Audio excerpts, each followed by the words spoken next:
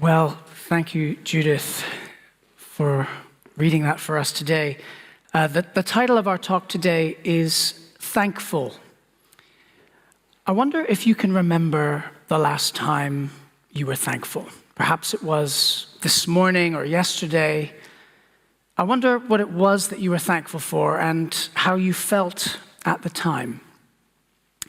Today, I want to briefly outline the meaning and significance of being thankful in general, and then I want to quickly move on to how the posture of thankfulness is the essential key to intimacy with Jesus and the abundant life that he promised. So firstly, the basic meaning of thankfulness is, you'll know, to be grateful, to be appreciative. But there's a whole realm of attendant connotations with thankfulness. And I kind of cruised the dictionary on some synonyms of thankfulness, and I was pretty surprised by what I found.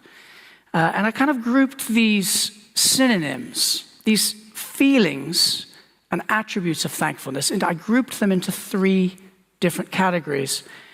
The first category I'd say is that there's a sense of settledness about being thankful. The synonyms here are to be satisfied, pleased, content. This is associated with being thankful. It's seen as a resolution to being in want. The thing I wanted, I've received. My longing has been fulfilled. My problem has been resolved. My debt has been settled for me. I'm no longer in want with respect to something I wanted for. I'm thankful, and something's been settled and resolved. That's category one. There's a settledness, and there's a resolution about being thankful. And the second category, interestingly, is there's a sense of indebtedness about being thankful. And the synonyms here are, I'm relieved, I'm obliged, I'm beholden. These are synonyms of being thankful, that I'm beholden or I'm obliged. I have a recognition of my indebtedness. You know, thankfulness is associated with giving and receiving. And if I received a gift that I didn't work for and I didn't earn, I feel thankful and I feel some relief. I feel a sense of indebtedness. If I've worked for something, if I feel entitled to something, I'm unlikely to be thankful for it. The sphere of entitlement, the things in your life you feel entitled to, you're very unlikely to be thankful for. They're like those Venn diagrams in maths. They're two independent sets, my sphere of entitlement and my sphere of thankfulness. They're exclusive to each other. So when I'm thankful, I recognize I've received something I didn't deserve, and I have a sense of indebtedness. And the third category is there's a responsiveness to being thankful. The synonyms here are quite surprising. When I'm thankful, I'm amenable, I'm receptive, I'm open-minded, I'm overwhelmed, I'm susceptible, I'm conquerable, I'm vulnerable. So very interestingly, when I'm thankful, I become open, I become receptive, and there's a responsiveness about being thankful. So to be thankful is to be contented, at peace, no longer in want, and it's to be aware of our indebtedness. And when we are thankful, we're responsive. If you're truly thankful, it elicits a response. If there's no response, if there's no response from the recipient, then thankfulness is questioned. You know, as a parent, when we give gifts to our children, their response is the most rewarding aspect of giving them a gift. So a response is tied up with being thankful. So to summarize, when we're thankful, it's emotional. We attain a sense of settledness and indebtedness, and within us, there's an appropriate emotional receptivity that we cultivate towards the giver. We have a readiness to respond. A response flows from being thankful. This is thankfulness in general. Someone bails you out, pays your debt, shows you generosity.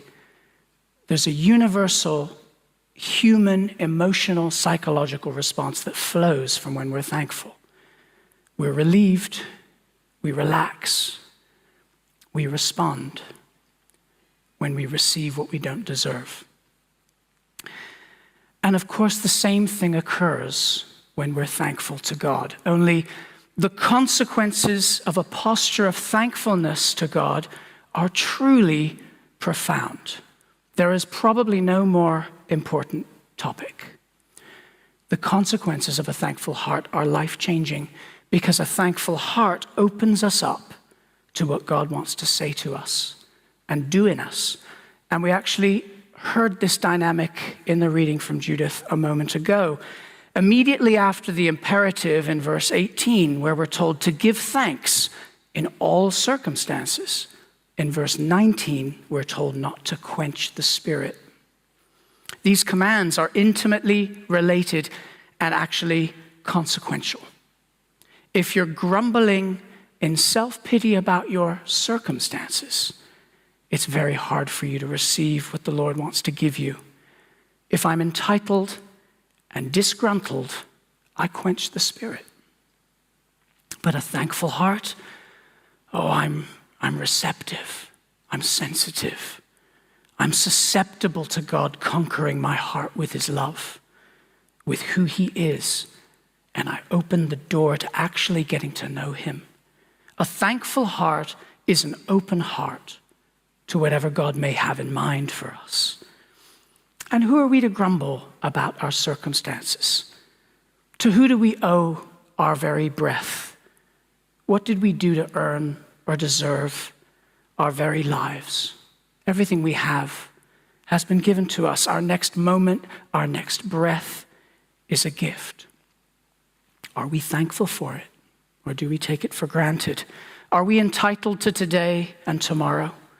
Are we entitled to our children, our parents, our siblings, our friends? What actually are we really entitled to? Thankfulness is not optional, and thankfulness is the key to the abundant life. And the abundant life is intimacy with Jesus, and that's what I want to talk about now. I want to explain how a thankful heart is essential for the abundant life. The full, abundant life that Jesus promised in John 10:10, a favorite verse of many people. And in chapter 10, verse 10 of the book of John, right after Jesus talks about being the gateway for the sheep, the gate to safety and salvation, he talks about the abundant life that he came to bring us. And the abundant life is not found in possessions or in a change of our circumstances. As I said a moment ago, the abundant life is within you. Life in all its fullness is actually found within you, not outside you. And this abundant life is found in Jesus. And thankfulness is the key you need to possess to get through that gate that Jesus talked about. So, I'm going to talk about 3 progressive steps towards the abundant life, where thankfulness is the key to that abundant life and to attaining intimacy with Jesus. And these 3 steps are knowing Jesus, worshiping Jesus, and feasting with Jesus. This progression is partially laid out in Psalm 100, which also presents thankfulness as the key that opens up the way. And I want to read it for you. Psalm 100 is entitled, A Psalm for Giving Grateful Praise. This is Psalm 100. Shout for joy to the Lord, all the earth. Worship the Lord with gladness. Come before him with joyful songs. Know that the Lord is God. It is he who made us, and we are his. We are his people, the sheep of his pasture. Enter his gates with thanksgiving and his courts with praise. Give thanks to him and praise his name, for the Lord is good, and his love endures forever. His faithfulness continues through all generations. A thankful heart, folks, is the key to knowing Jesus, to worshiping him, and feasting with him. So firstly, to knowing Jesus, the temple referred to here in Psalm 100 and the tabernacle before the temple is, of course, a metaphor for Jesus. It's a picture of Jesus. We enter his gates with thanksgiving. The very start of becoming acquainted with Jesus is accompanied by a thankful heart. And this only grows as we get to know him better and journey deeper into the temple.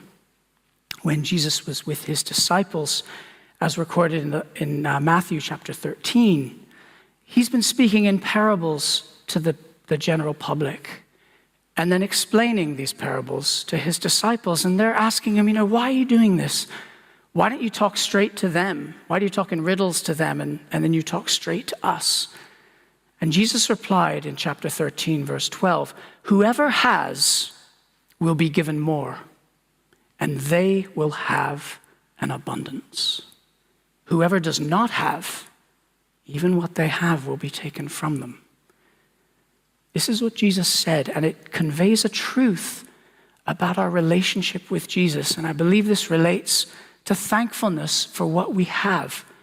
Whoever has will be given more. If we are thankful and aware of what we have been given, more will be given to us. And this is referring to the revelation about Jesus, to getting to know him. The more we come to know him, the more Jesus will reveal himself to us. We're thankful for what he's given us. He gives us more. We are even more thankful. He gives us more still, and so on. It's this beautiful, virtuous cycle. And this sense of gratitude and of the complete imbalance in our relationship with him develops into an overwhelming desire to give something back to him, to give something in return. And the knowledge that we can never properly respond or reciprocate, it's liberating and it's overwhelming. And this response of the heart, this emotional response, is the basis for worship. And so we travel from thankfulness into knowing Jesus, into worshiping him. You can't worship what you don't know. This is why the Bible talks about worshiping in spirit and truth. We need to know the real Jesus. Then we start to really worship him. Otherwise, we're just learning about him and participating in activities. So we enter his gates with thanksgiving. We start to get to know Jesus. And then we enter his courts. We go a little closer to the temple and we're worshiping him. And we enter into a new phase of that relationship with Jesus. We're worshiping. And that's flowed from our thankfulness and from receiving greater revelation about who Jesus is.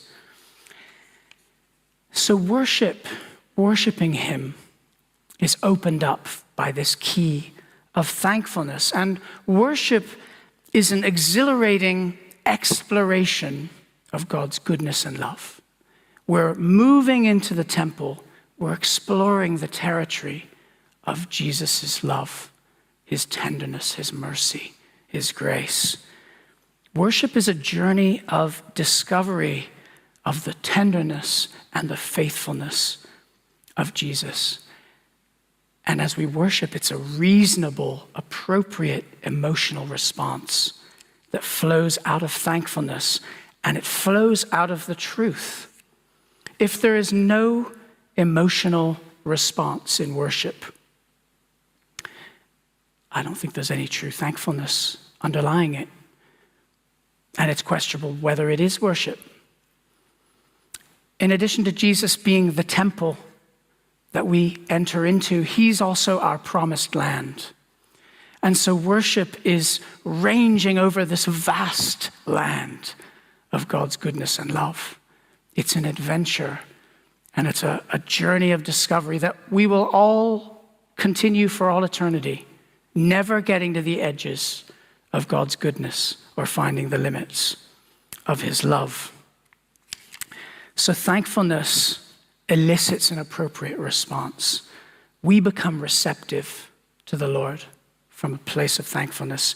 He conquers our hearts, and we're responsive. We can't hold back, and we don't want to. And so we join with the psalmist in that verse 1, where he says, "Shout for joy to the Lord." Thankfulness is the key to knowing Jesus, to getting to know him more, and to worshiping him. Finally, a thankful heart is the key to feasting with Jesus.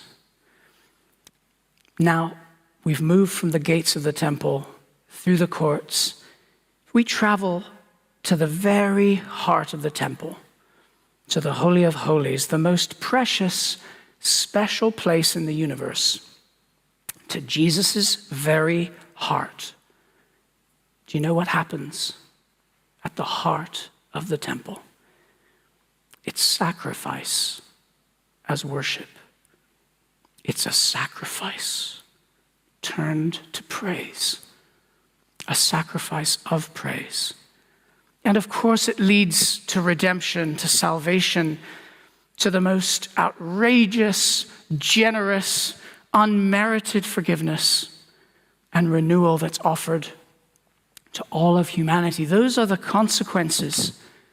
That is, if you like, the feast that flows out of the sacrifice. But what actually happens in the very core of the temple, in Jesus' heart of hearts, is the offering of sacrifice. And that is the purest, truest, most precious worship. It's a sacrifice of praise.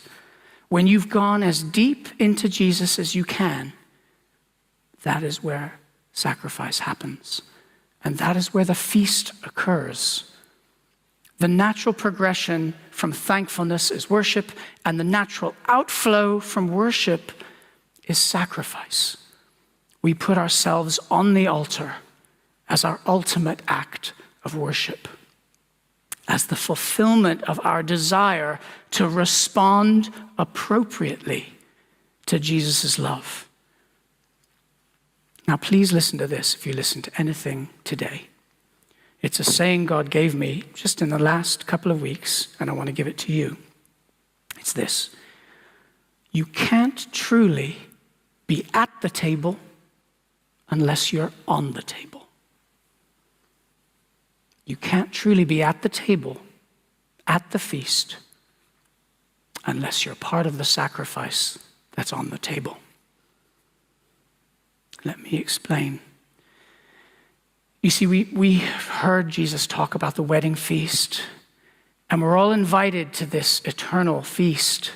Our eternity in heaven will be feasting with Jesus, and all are invited. But the way of Jesus is the way of the cross. It's sacrifice, and that is what we are invited into. Not a victory parade to prosperity, like some Christian preachers would have you believe.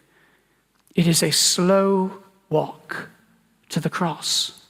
It is a slow walk of sacrifice. Jesus is the lion and the lamb. The lion feasts, the lamb is sacrificed. Jesus does both, and we, like him, participate in both too. Jesus gathered his disciples around the table to feast with him and celebrate God's faithfulness and deliverance. The Passover meal was a party. We base our communion on that celebratory meal. This party, this feast, which had a lot of drinking involved. And Jesus said to them, I'm what you're feasting on. It's my body and blood on the table. The bread is his body, and we are his body too. In Matthew 26:26, we get the 4 actions that Jesus went through for that Last Supper. And we hear them all the time when we have communion. He took the bread, and he thanked God, and he broke it, and he gave it. 4 actions of Jesus here sum up Jesus' life, and they are a blueprint for our lives too, to what we're invited into. He took the bread, he thanked God, so thankfulness is right at the heart of this, and he broke it, and he gave it. Jesus, taking the bread, he took hold of what he had in his hands. He recognized what he had been given, his life. He took what he had, and he gave thanks, and he offered it to God. And then he was broken, so he could be given as a feast for others. Jesus is the host of the feast, but he is also the feast.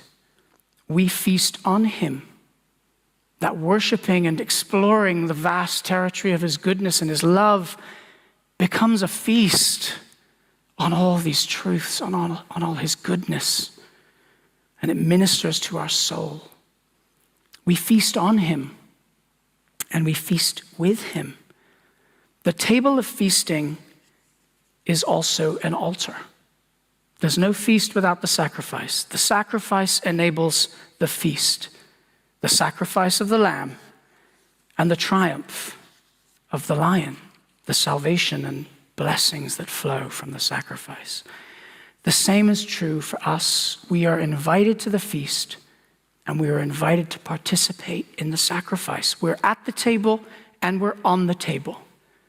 When John leaned his head on Jesus' chest, he was feasting on Jesus' goodness and love, and he was participating in Jesus' suffering and sacrifice.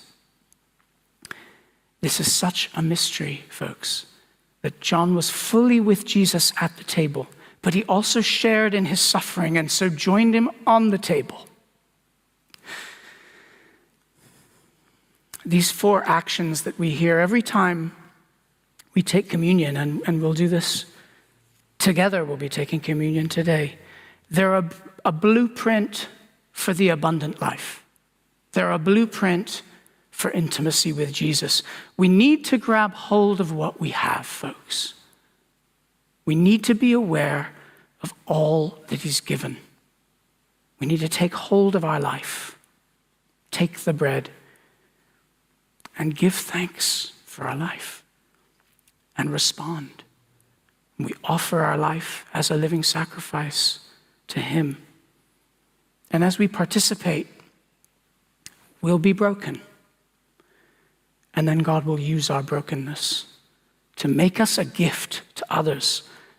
He will use the little broken bread rolls of our life, the tiny little fish of our lives, and he will multiply it into a feast for others. And it will be a feast that brings him glory. You know, in Psalm 23, verse 5, David says to the Lord, "You prepare a table before me in the presence of my enemies." This is the essence of what I'm talking about. David saw the truth that in the midst of hardship and battle, when I've got circumstances that I have no reason to be thankful for, I can be giving thanks to the Lord, and I enter into worshiping with him and feasting on his goodness, on all his promises, on his love. It's a feeling of being completely overwhelmed by God's love and being swept up in this reciprocal spiral of affection, pouring your heart out to the Lord and feeling his love for you. It's giving and receiving love in such a way that we can only describe it as a feast. And that's feasting with him. And in fact, this feasting is never more intense or more pleasurable than when we are in the midst of suffering. When the praise we're offering him is a sacrifice of praise. It's when we're worshiping him in the midst of loss and hardship. This is what communion is all about. Jesus was broken for us, and we are all broken too. But we join together with him and with each other, and together we become a united, unbroken body. Our wholeness comes from communion with him and each other. He each gave us different gifts. He each gave us different lives. We bring them all together. We offer them back up to him. As you have communion in your separate homes today, in a moment, you may feel weak. You may feel you lack the strength for tomorrow. You may feel at the end of your tether that nobody cares about you. You may feel broken and hurt. My friends, we offer all this up to Jesus. We turn that suffering into a sacrifice of praise. We give thanks for his love. As we have communion today, let's give thanks for our lives, for what we have. Let's take the brokenness we feel and offer that to him. It's what we have to bring, and it's precious. And your life will become a song of praise. And your life will become a feast for the King. He's worthy of way more than our thankfulness. Thankfulness is just the ticket to the party. When we get to the party, we should be dancing and singing and shouting for joy, because Jesus' love is something to shout about. Jesus is someone to give everything for. And when you feel that and you're living that, then you have entered into the abundant life. You've entered into the great feast of the Lamb with the Lion that will go on for eternity. And it all starts with a thankful heart. The key to that journey at every stage is to be thankful.